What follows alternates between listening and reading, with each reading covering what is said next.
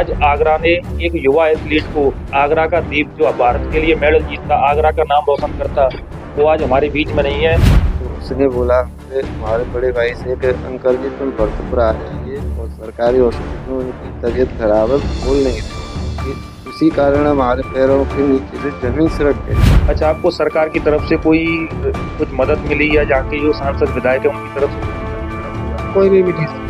राष्ट्रीय लेवल के खेल खेले, देश के लिए मेडल जीते, हो सकता है आगे देश का नाम और रोशन करते, वो लोग भी खेलते, लेकिन आज जो हमारे बीच में नहीं है, इस दुख की घड़ी में कैसे धैर्य बांधा जाए। रिंकू सिंह के उन्होंने उनको कर्ज ले लेके मेहनत मजदूरी बेलदारी कर करके उनको पढ़ाया लिखाया और इस मुकाम तक पहुंचाया कि वो देश के लिए राष्ट्रीय स्तर पर खेले। नमस्कार, मेरा नाम है जितेंद्र त्यागी और आप देख रहे हैं बतंगड़।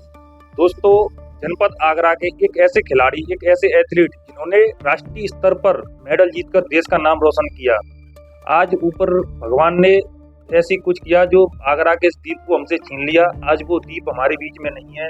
नाम है रिंकू सिंह, धावक हैं जो कि नेशनल लेवल पर अपनी योग्यता के अनुसार पर मेडल जीते और आगे की अपनी जो दौड़ के संबंधित तैयारियां थी वो भरतपुर स्टेडियम से तैयारी कर रहे थे। इसी बीच खबर आती है कि अचानक से उन्हें हार्ट अटैक आया और हार्ट अटैक से उनकी डॉक्टरों ने उन्हें मृत घोषित कर दिया।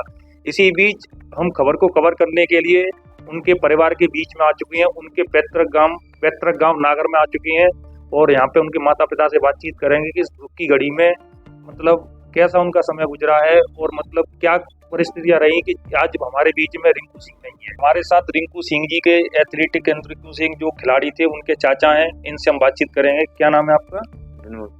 तो विनोद जी, इस दुख की घड़ी में मतलब कैसा, मतलब आपने सोचा होगा नहीं कभी कि ऐसा कुछ होगा, लेकिन आप इन चीजों से गुजर रहे हैं। हमने तो कभी नहीं सोचा था कि ऐसा हमारे साथ में हो जाएगा, पर इसका हमें बहुत दुख है। हमारे बच्चे को आज तक भी नहीं ना जुकाम हुआ ना खांसी हुआ। हम बहुत दुखी हैं। इस टाइम पे हम किसी से कुछ कह नहीं सकते। अच्छा, तो क्या परिस्थितियां रही होंगी उस समय जब आपके पास कॉल आया हुआ कि मतलब कैसे पता चला कि हार्ट अटैक डॉक्टरों ने घोषित किया ये?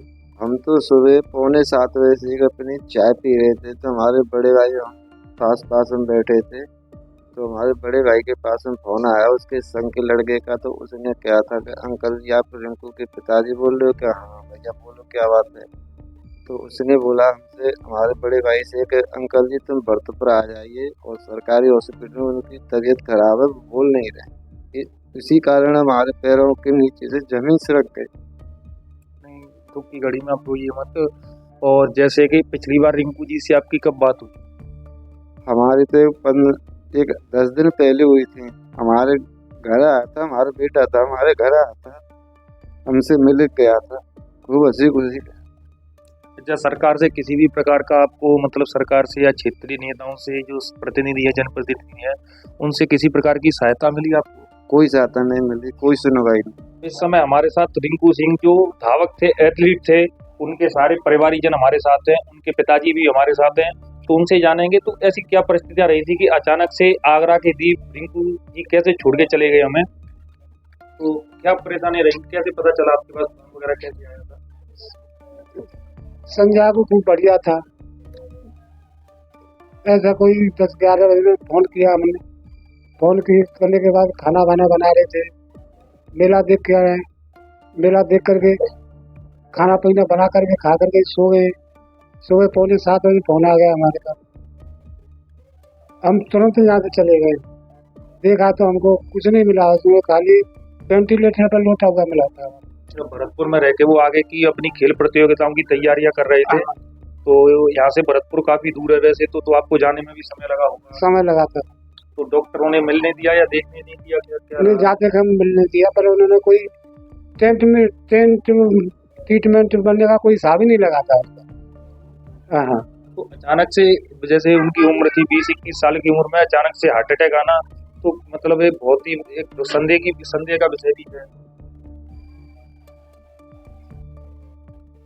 जैसे हो सकता है जब डॉक्टर ने आपको बताया कि हार्ट अटैक आया, परिस्थितियां कुछ और भी रही होंगी। जो उसका वो खुला था, जब पता पड़ी उसमें डॉक्टर ने बताया हमारे लिए, तो वैसे अटैक हुआ है।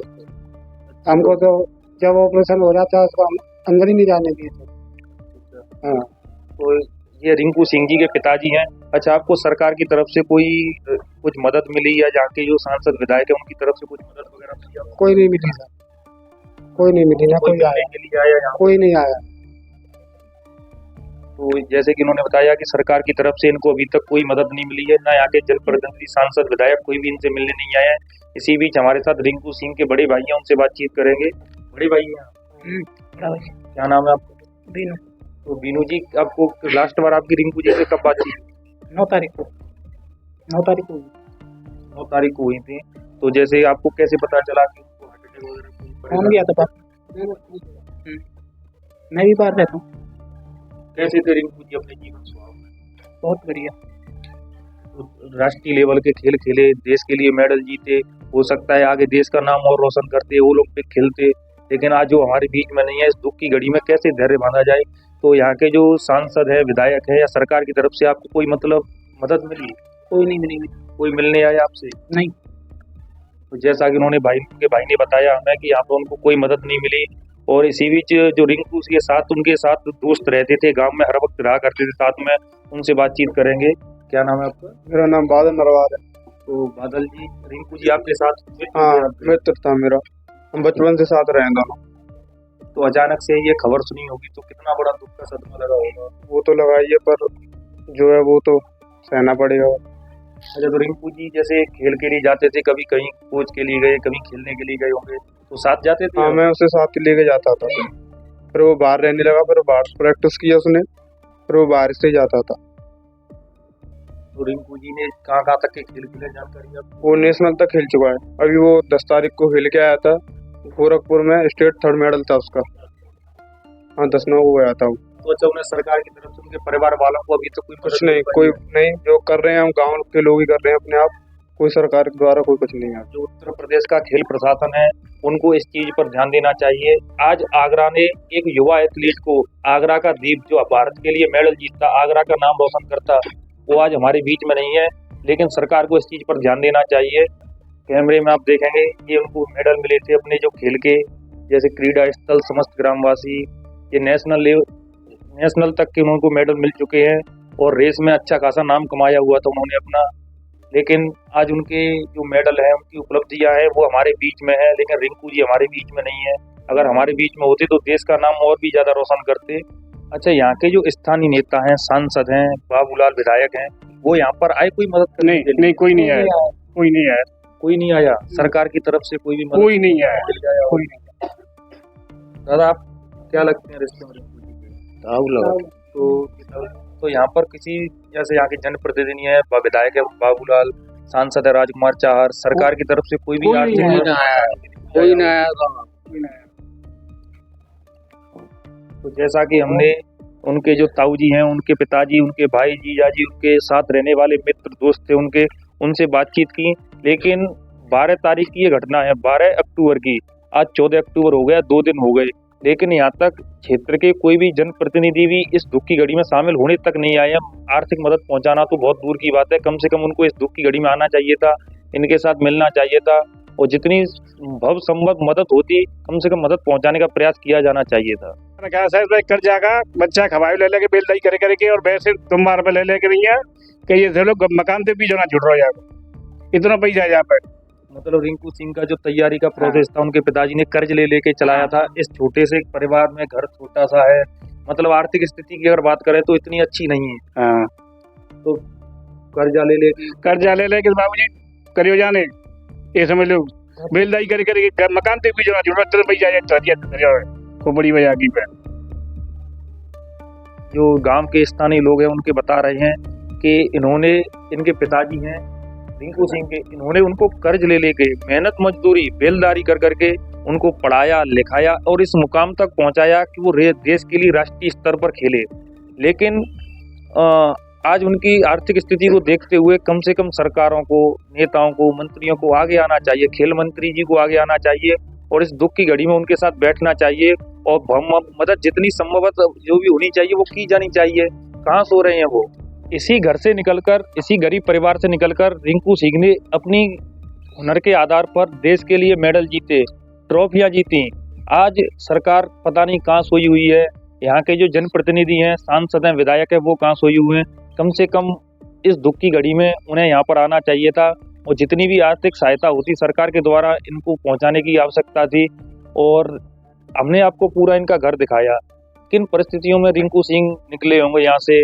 पैसे उनके जो पिताजी हैं वो बेलदारी मेहनत मजदूरी करके उनके लिए इतना सब कुछ किया, उनको इस मुकाम तक पहुँचाया। और उसी सिलसिले में हमने सभी लोगों से बातचीत की, उन्होंने बताया कि यहाँ कोई भी सरकारी मदद पहुँचाने तक नहीं आया अभी तक कोई भी। तो कम से कम सरकारों को सोचना चाहिए, यहाँ तक आना चाहिए। और जिस गरीब परिवार से निकलकर रिंकू सिंह ने देश के लिए मेडल जीते, उसी सरकार को कम से कम आज उनके परिवार के लिए इतनी आर्थिक मदद करनी चाहिए। इस दुख की घड़ी में कम से कम उनको सांत्वना मिले थोड़ी बहुत। इसी बीच आप देखते रहिए बतंगड़। मेरा नाम है जितेंद्र त्यागी, सचिन त्यागी के साथ। जय हिंद, जय भारत। दोस्तों, हम जनता की आवाज बनकर सच्ची पत्रकारिता कर रहे हैं। लोगों की समस्याएं, उनके सवाल और सच को सरकार तक पहुंचाने का काम कर रहे हैं। बस आपका थोड़ा सा साथ चाहिए। इस वीडियो को ज्यादा से ज्यादा ग्रुप्स में शेयर करें ताकि हर आवाज सरकार तक पहुंच सके। अगर आप भी इस पहल में हमारे साथ हैं तो कमेंट में जरूर लिखें बी सपोर्ट। आपका शेयर ही हमारी ताकत है। ऐसी ही कोई जन समस्या या परेशानी हो तो हमसे संपर्क करें या सोशल मीडिया पर कमेंट या डीएम करें।